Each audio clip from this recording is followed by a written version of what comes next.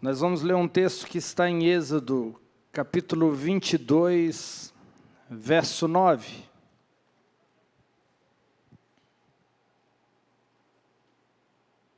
Êxodo 22, verso 9.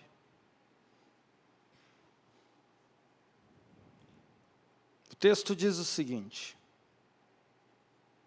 para toda questão de transgressão, seja boi, burro, ovelha, roupa, ou qualquer coisa perdida, sobre a qual se diz, isto é meu, a causa de ambas as partes se apresentará a Deus. Aquele a quem Deus condena deve pagar o dobro ao seu próximo. Somente até aí. Você sabe que você pode receber milagres por meio da oração, à distância. Pastor Paulo, ele liberou várias palavras aqui hoje. E eu creio que várias pessoas que estão em casa receberam poder e virtude e foram curadas. Você pode ser curado à distância porque o espaço não é uma limitação para Deus. Jesus comprimiu o tempo em um instante. Em Caná da Galileia, ele transformou água em vinho de alta qualidade. Em um casamento, todos nós sabemos que vinho de qualidade leva tempo para ser produzido. Em um instante ele produz o melhor vinho. Veja, o espaço e o tempo não é limitação para Deus. Jesus também curou o filho de um nobre à distância, liberando somente uma palavra. Curou o servo de um centurião romano, sem impor as mãos, sem tocar nessa pessoa. Sabe, nós precisamos crer que vamos receber a graça, o milagre, a resposta, na medida em que a palavra é liberada e ela avança e começa a te alcançar. Quando a cura acontece sem que ninguém coloque as mãos sobre você, Jesus chama isso de grande fé. Deus não é limitado no tempo, Ele não é limitado no espaço, Ele não precisa ir, basta uma palavra e tudo modifica, e tudo se altera.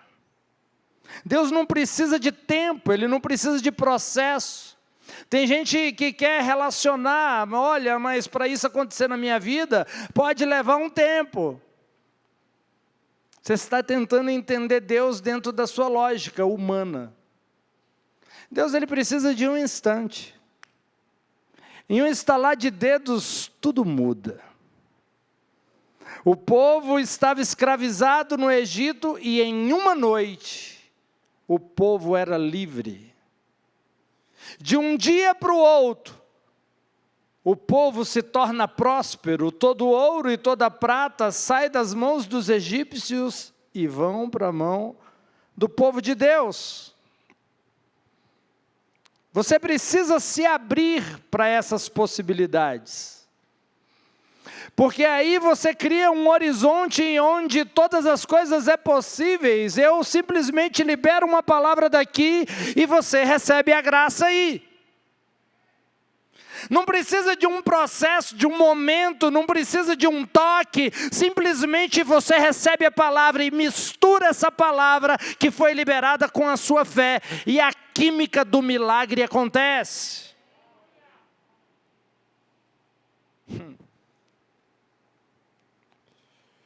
Temos que pregar e entender que a palavra rema de Deus, ela está gritando a partir da palavra logos. Precisamos conseguir enxergar o que Deus está dizendo, através até mesmo da palavra escrita. Você está lendo a palavra, você está estudando, ali já tem uma informação, mas o Espírito Santo está ali te instruindo. O Espírito Santo está ali te revelando, te mostrando. A palavra rema é a palavra para o agora, para esse momento, para esse instante. É uma palavra para hoje, é uma palavra que foi acelerada para você. O que Deus está dizendo para você hoje? No decorrer dessa mensagem, Deus está falando com você. Além dessas palavras que você está ouvindo, o Espírito Santo pode dizer ainda mais. Coisas que o pregador não falou, mas que o Espírito Santo em você revelou. Busque ouvir a palavra rema de Deus. O que Deus está dizendo para você agora. Não seja legalista, não se detenha à letra. O Espírito Santo está falando além da letra. A letra mata, o Espírito dá vida, o Espírito vivifica. E quando a gente fala de letra, não tem como, a gente está falando da lei. E entenda, eu não sou contra a lei. Eu sou a favor da lei pela razão que Deus deu a lei, não pela razão que muitas pessoas interpretam a lei. Deus deu a lei para mostrar ao homem a incapacidade dele de se purificar, de se justificar, de se salvar. A lei foi dada por Deus para mostrar que nós precisamos de um Salvador. Mas que Ele iria providenciar esse Salvador. Não há problema nenhum na lei. Mas precisamos entender por que ela foi dada. Se uma pessoa ou uma nação viver de acordo com a lei, é fato que essa pessoa e essa nação vai prosperar. O problema é se a nação ou essa pessoa falhar na obediência à lei. Porque há maldição quando você falha. O problema é se os sistemas de cumprimento da lei caírem. Eu errar em algum ponto. Aí vai haver anarquia, tumulto, saques, vai haver tragédia, vai haver maldição. Jesus cumpriu a lei, mas nenhum homem teve essa capacidade de cumpri-la. Porque a lei exige a mudança do comportamento, mas ela não se preocupa em transformar o coração do homem. Modificar a sua natureza, quem ele verdadeiramente é.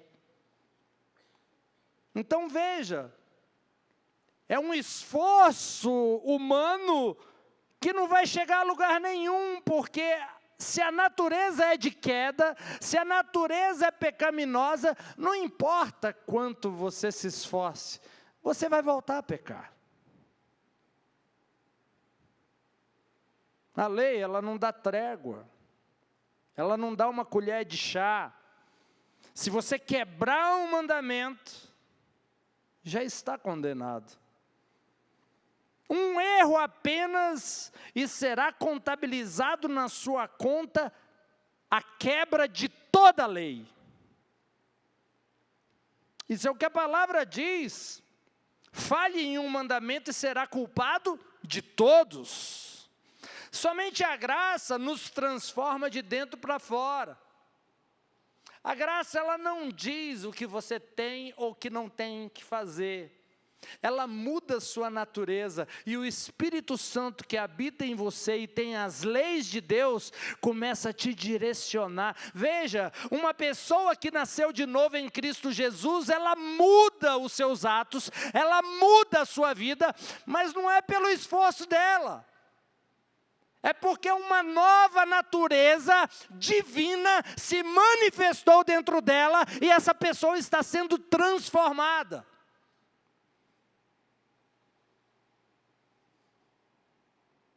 Os filhos de Israel, eles se gabaram de sua capacidade de guardar a lei. E isso é trágico. O orgulho do povo trouxe uma consequência imediata. O povo disse para Deus: nos dê os teus mandamentos e nós iremos obedecê-los. Deus deu os 10 mandamentos. Logo após eles receberem os 10 mandamentos, logo após eles terem demonstrado o orgulho e a capacidade deles diante de Deus de cumprir os mandamentos, eles fizeram um bezerro de ouro para poder adorar. Minutos depois, porque a lei desperta as paixões pecaminosas na carne do homem. É inevitável. Agora, quando você remove a lei, você também remove a força do pecado. É como se estivesse removendo a pedra da tumba de Lázaro, removendo a pedra da carne que está em decomposição. Veja, o pecado se manifesta na carne, a carne está enferma, precisa ser curada. Se a pedra não for removida, Lázaro não pode avançar, Lázaro não pode prosseguir, Lázaro não pode ir adiante. O pecado, ele se aproveita dos mandamentos da lei. É como se fosse uma base de operações militares, onde produz todos os tipos de paixões pecaminosas. A força do pecado é a lei. Quanto mais o homem tentar não fazer algo, mais ele estará fadado a fazê-lo. Quanto menos a pessoa tentar evitar um pecado, mais ela vai cometer esse pecado. Você só pode vencer o pecado pela santidade de Cristo, pelo poder de Cristo, pelo sacrifício de Cristo. É a graça dele sobre a sua vida que te dá autoridade e poder para vencer o pecado. Paulo diz que na graça o pecado não terá domínio sobre nós. Uau, isso é poderoso. Entenda e se convença. A lei provoca em você aquilo que você deseja evitar. E quanto mais religioso e legalista você for, mais pecado você vai cometer. Mais escravo do pecado você será. Romanos 7, verso 6 diz: mas agora fomos desobrigados da lei. Ei, você foi desobrigado da lei.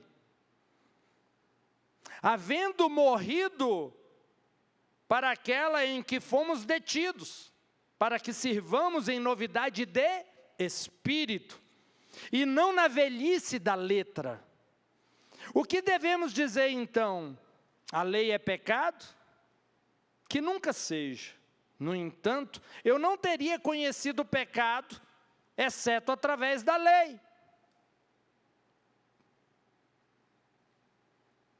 Pois eu não teria conhecido a cobiça, a menos que a lei dissesse: não cobiçarás. Mas o pecado, encontrando ocasião por meio do mandamento, produziu em mim todos os tipos de cobiça. Pois a parte da lei, o pecado está morto. Eu já vivi sem a lei uma vez, mas quando o mandamento veio, o pecado reviveu, e eu morri. O mandamento que era para a vida, este eu descobri ser para a morte, pois o pecado, encontrando ocasião por meio do mandamento, me enganou, e por meio dele me matou. Uau!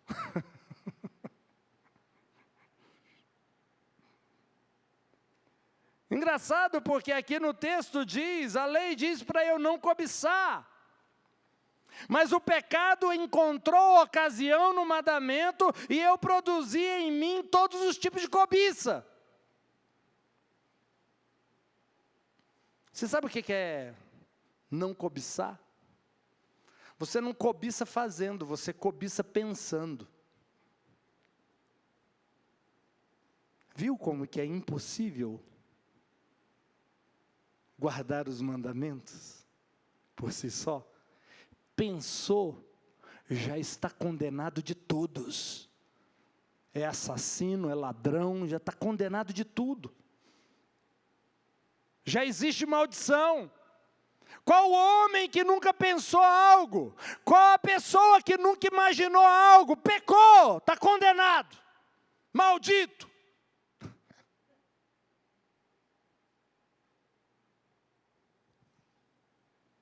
O diabo nunca é mais sutil do que quando ele vem com espírito religioso.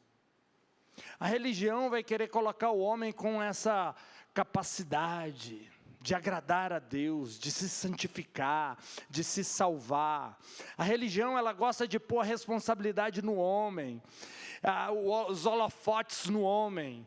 Mas sabe, o homem, ele falhou, o homem é incapaz, mas o Filho de Deus nos deu vida, e vida em abundância, através do seu sacrifício na cruz do Calvário. Por que me esforçar, se eu posso me descansar na obra consumada da cruz do Calvário? Por que eu vou me desgastar com uma luta que eu não posso vencer, se eu posso usar aquilo que ele executou na cruz do Calvário para a minha vida?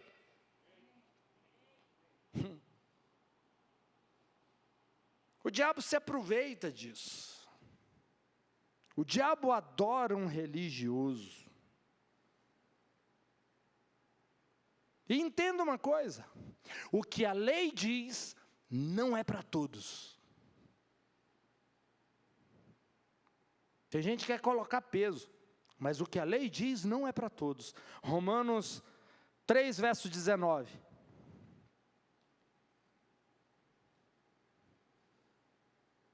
Agora, sabemos que tudo que a lei diz, fala aos que estão debaixo da lei.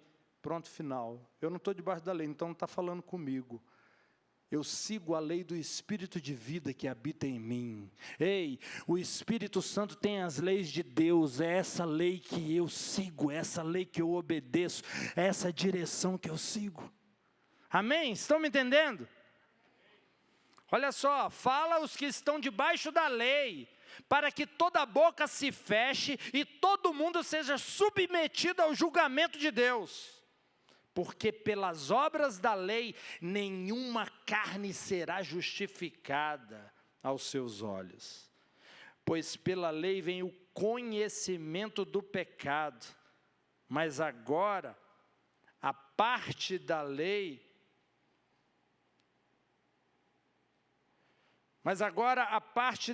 uma justiça de Deus foi revelada, sendo testificada pela lei e pelos profetas, até mesmo a justiça de Deus através da fé em Cristo Jesus para todos, e em todos aqueles que creem, pois não há distinção, pois todos pecaram e carecem da glória de Deus, sendo justificado gratuitamente por sua graça, por meio da redenção que está em Cristo Jesus. Só existe um caminho para a salvação. Quando Jesus ele falou, eu sou o caminho, eu sou a verdade, eu sou a vida, e ninguém vem ao Pai a não ser por mim. Não tem outro caminho, não tem outra forma, não tem outro meio, não tem outro transporte para te levar para o Pai. E quando você encontrar um legalista, fala, olha meu querido, o que a lei diz para aqueles que estão debaixo da lei, mas o apóstolo Paulo diz que eu estou morto para a lei.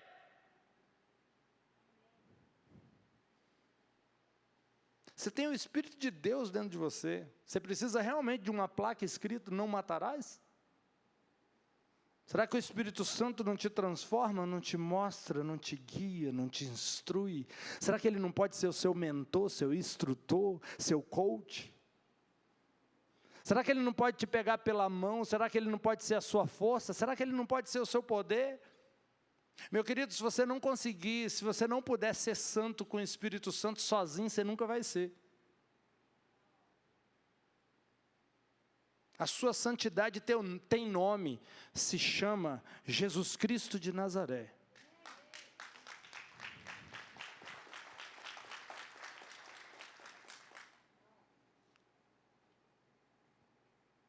O propósito da lei é fechar a boca de todos e mostrar que todos estão condenados.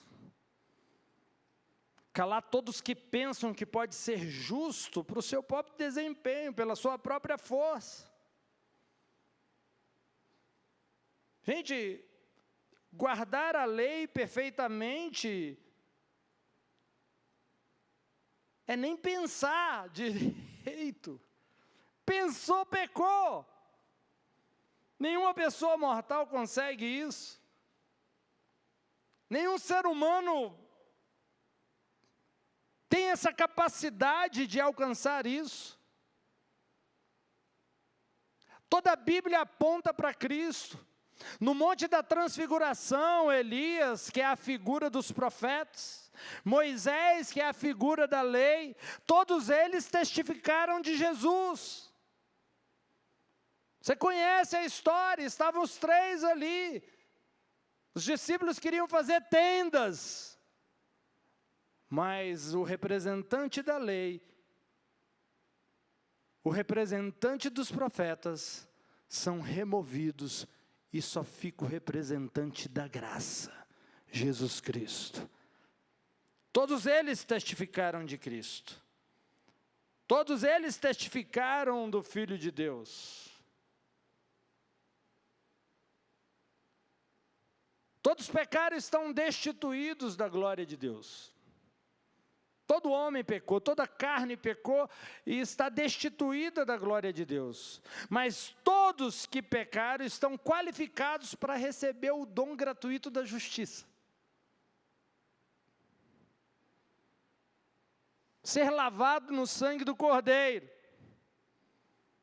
Uma justiça gratuita que é recebida de graça, pela fé em Cristo Jesus. E fé, eu sempre falo, porque as pessoas confundem. Fé, as pessoas acham que é um esforço que elas fazem. Não, fé é entrega. Quanto mais entregue você tiver ao Espírito Santo, mais fé você tem. Quanto mais dependente que você tiver do Espírito Santo, mais fé você tem. Fé não é aquela coisa que você faz, estou aumentando a minha fé aqui, estou me esforçando, eu vou ter mais fé. Não é isso. É dependência.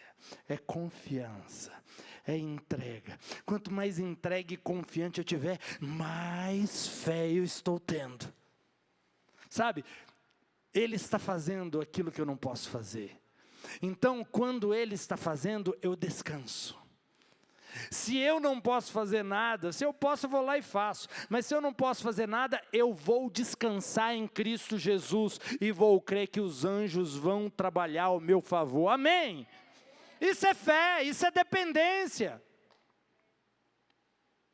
Não depende de mim, depende dEle. É algo que Ele executa.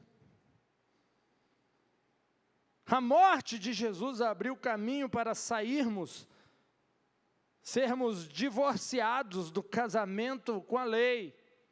Na verdade, morremos para a lei, para ser de outro, para ser de Cristo. Ei, eu já ensinei isso aqui. Para você ser de Cristo, você precisa morrer para a lei. Se não morrer, não é de Cristo. Entenda uma coisa. A justiça própria do homem é incapaz. A justiça própria do homem é falida. Romanos 10, verso 3. Por ignorarem a justiça de Deus e buscarem estabelecer a sua própria justiça, eles não se sujeitaram à justiça de Deus. Querido, se sujeita à justiça de Deus. Não tente estabelecer a justiça própria. Suas obras nunca vão te justificar. Só Jesus pode fazer isso. Você é justiça de Deus em Cristo Jesus. E o que é legal é que esse relacionamento é um relacionamento seguro. Esse relacionamento do seu Salvador com você é um relacionamento seguro. Ele não está a ponto de te abandonar por qualquer coisa. Porque alguns ensinamentos dá a entender que qualquer coisinha que você fizer, Jesus pula fora. O Espírito Santo sai correndo. É um relacionamento em risco, é como se pudesse divorciar a qualquer momento. Como você fica à vontade em um relacionamento que a pessoa que se relaciona com você pode te abandonar a qualquer instante? Que intimidade eu vou ter com essa pessoa segura? Como que eu posso descansar nesse relacionamento se a pessoa está a ponto de me abandonar a qualquer momento? Ei, eu só perco a minha salvação se eu virar as costas para Jesus, porque Ele é o único caminho ao Pai. Então eu preciso negá-lo, eu preciso rejeitá-lo. O diabo não pode tirar minha salvação, não pode tirar a sua salvação, não pode tirar a sua herança, não pode tirar as suas bênçãos. Nada, nem nada pode te afastar do amor de Deus. Nada. Você está num relacionamento totalmente seguro. Descansa. Deus não tem intenção de te abandonar. O que o último Adão, o que o segundo Adão fez é muito maior do que o primeiro Adão. O primeiro Adão abre a porta para a morte entra através do seu pecado. Mas o segundo Adão, ele paga o preço desse pecado. Ele cumpre as exigências, quita a dívida e nos abençoa, e nos qualifica, e nos devolve a posição. Você pode ter uma vida com a certeza que Deus se agrada de você por causa do seu sumo sacerdote Jesus Cristo. A parábola do filho pródigo ilustra muito bem isso. O filho saiu, você conhece a história? O filho saiu, gastou tudo, pediu a parte da herança, torrou tudo. Mas quando ele volta, ele é totalmente bem recebido. O pai trata ele como se nada tivesse acontecido, isso é graça. Mas o filho mais velho, ele tinha tudo do pai, vivia com o pai, mas ele não conseguia aproveitar tudo isso. Nem o favor do pai, ele não se sentia amado, ele não se sentia querido. Geralmente o religioso é assim. As pessoas que estão debaixo da lei, elas são dessa forma. Elas não conseguem aproveitar o relacionamento com o pai. Elas não se sentem amadas. Elas não se sentem protegidas. Elas não se sentem guardadas. Sempre é um relacionamento de distância. Era o filho mais velho. E aí fica com inveja com outro que acabou de se converter, já foi curado, prosperou, casou, e fala, como isso? Como que ele recebe tudo? E eu estou aqui há tanto tempo, eu jejuo, eu oro, eu leio a Bíblia, eu faço isso, eu faço aquilo, e você não me reconhece. O outro acabou de chegar, era isso, bebia, fumava, prostituía, roubava, era ladrão, era safado, era pula, corta. E chegou agora, já foi abençoado. E eu, todo religioso aqui, fazendo tudo certinho para tentar te agradar, e o Senhor não me dá nada. Esse é o filho pródigo e o filho mais velho é a melhor ilustração de graça e de lei. Você começa a falar sobre a graça, o religioso começa a olhar para você, está se achando. Vigia não, irmão, para você ver. Presta atenção, irmão, não é fácil assim não, a porta é estreita. Essa porta que você está falando aí parece que é muito larga, né?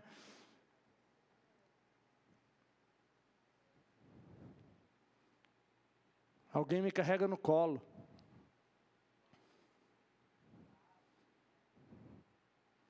Eu estou seguro nesse relacionamento. Ele me disse, nunca te deixarei, jamais te abandonarei. Eu vou estar com você todos os dias, até a consumação dos séculos. Eu confio nele. Eu confio nesse amor, eu confio nesse relacionamento, eu confio no meu Deus.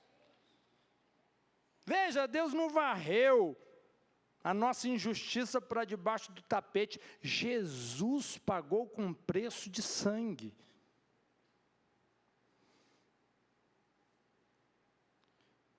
Provérbios 17, verso 15. O que justifica o ímpio e o que condena o justo, ambos são uma abominação para o Senhor. Presta atenção nisso.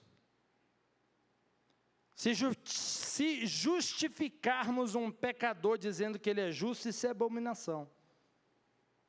Abominação se refere a um grave grau de pecado.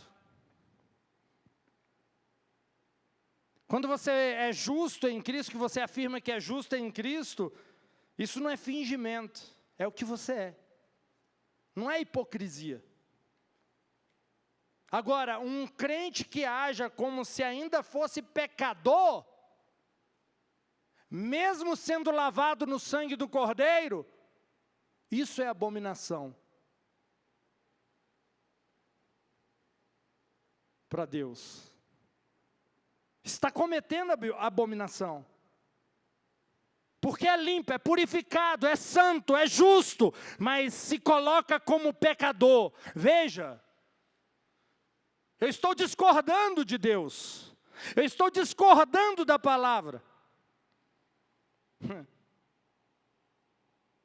Você não tem como andar com Cristo e ao mesmo tempo discordar dele.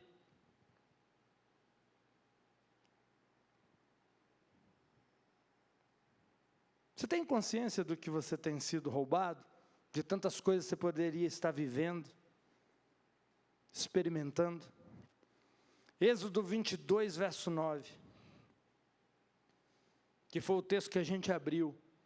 Para toda questão de transgressão, seja boi, burro, ovelha, roupa ou qualquer coisa perdida, sobre a qual se diz, isto é meu, a causa de ambas as partes se apresentará a Deus, em outras traduções, aos juízes. Aquele a quem Deus condena deve pagar o dobro ao seu próximo. Ei, aquele que reclamar dizendo, isso é meu, porque alguém se apossou, essa causa será apresentada a Deus, E a quem Deus condenar vai ter que devolver o dobro, vai ter que pagar o dobro, vocês estão me entendendo? Por isso você precisa acreditar que realmente tem coisas que você perdeu, que o diabo pegou, e que você precisa chegar diante de Deus com consciência e falar, é meu. Chegar diante de Deus e falar, Pai, é meu, Ele roubou. Não é simplesmente assim, eu recebi um diagnóstico, eu estou doente, olha só essa enfermidade. Não, pega o diagnóstico e olha assim e fala, Pai, roubaram a minha saúde, a saúde é minha. A saúde é minha. Não é um favor, ele diz que é meu direito, é minha herança em Cristo Jesus. Pelas pisaduras de Jesus eu fui curado. Então, pega o laudo médico e fala, Jesus, Pai, olha só, a saúde é minha. A saúde é minha, o casamento é meu, a empresa é minha, a prosperidade é minha, a saúde emocional é minha. Mas sabe, é muito crente agindo como se não tivesse nada, como se não tivesse direito nenhum, como se não tivesse herança nenhuma. Não grita, é meu! Não exige, e não é exigir de Deus, é usar a autoridade que você tem no Espírito Santo para dizer, isso aqui é meu, e o diabo pegou, isso aqui é meu, e o diabo tomou. Veja, se você reclamar diante de Deus, o texto que nós lemos, se você reclamar diante de Deus dizendo, isso aqui é meu, o texto está dizendo que Deus vai condenar aquele que tomou a devolver o dobro. Eu não sei se você está me entendendo. Mas você está perdendo uma oportunidade de receber o dobro de tudo aquilo que o diabo tirou da sua vida. Mas precisa de uma coisa básica. Precisa dizer, é meu.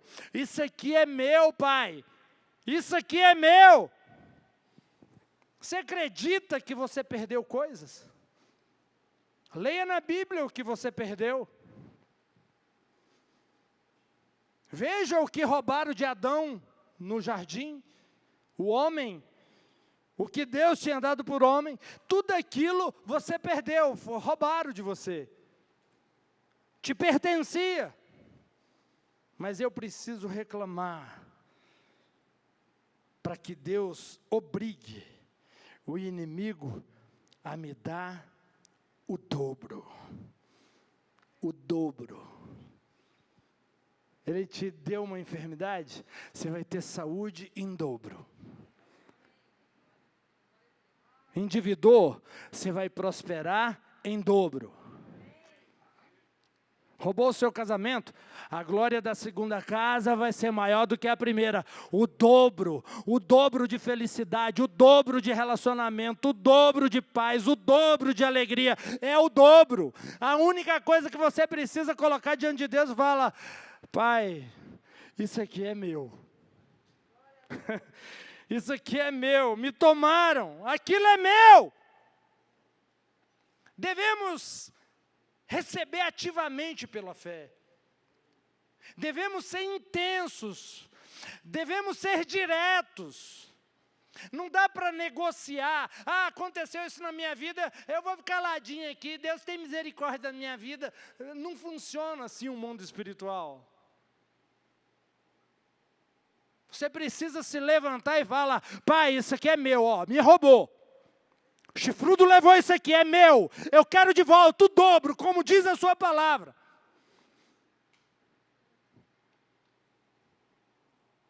Deus quer que você se sinta à vontade nesse relacionamento. Deus quer que você converse com Ele abertamente.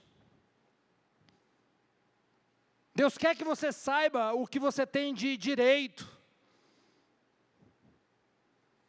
Deus quer que você entenda o que está disponível para você. Veja, 2 Coríntios 8, verso 9. Pois vós conheceis a graça do nosso Senhor Jesus Cristo, que embora fosse rico, por amor de vós se tornou pobre, para que pela sua pobreza você se tornasse rico. Ei, existe prosperidade disponível para você. E se você não tem prosperado, pode falar para Deus: Pai, isso aqui é meu, me roubaram, isso aqui é meu, e você vai receber em dobro. Você que entende isso e crê nessa mensagem, você vai receber em dobro de tudo aquilo que você colocar diante de Deus. Gente, quem anda junto precisa andar em concordância. Olha só, Amós 3, verso 3. Andam dois juntos, a menos que tenham concordado. Gente, não tem como, eu estou discordando da pessoa, eu não vou andar junto com ela. Jesus fala, pelas minhas pisaduras você foi curado. Aí a pessoa diz, mas a vida é assim mesmo, já nessa idade é normal essa doença. Eu estou discordando de Jesus, veja, eu não estou andando com Ele. Eu estou em discordância, não tem como eu andar junto se eu estou discordando. A Bíblia diz, você vai emprestar e jamais tomar emprestado. Aí você sai falando, quem nasce em um cruzeiro, morre um cruzeiro mesmo, né? Essa é a vida, nem todo mundo nasceu para prosperar. Está discordando, não tem como andar junto. Não está alinhado. Meu querido, você pode não ter prosperado até hoje, mas você precisa ter consciência que você é próspero. É próspero. Existe uma prosperidade sobre a sua cabeça e ninguém muda isso. Ande com Jesus. E para isso você só precisa estar alinhado com a palavra dele, com aquilo que ele disse. Aí tudo vai se encaixar, aí tudo vai andar. Provérbios 17, verso 13, olha que poderoso. Quanto àquele que torna mal por bem, não se apartará da sua casa o mal. Sabe quando Deus disse para Abraão, abençoarei aqueles que te abençoarem, e amaldiçoarei aqueles que te amaldiçoarem. Coisas ruins podem acontecer com aqueles que se levantam contra os justos de Deus. Coisas estranhas podem acontecer com essas pessoas. É a palavra. O mal não se apartará da casa dessas pessoas. Ore pelas pessoas que te perseguem. Não queira ser juiz de nada. Se alguém tem sido injusto com você, ore, abençoe essa pessoa. Cada um dá o que tem. Cada um dá o que tem. Tem alguém assentado no trono. Deixa ele tomar conta da situação toda. Deixa ele assumir o controle de tudo.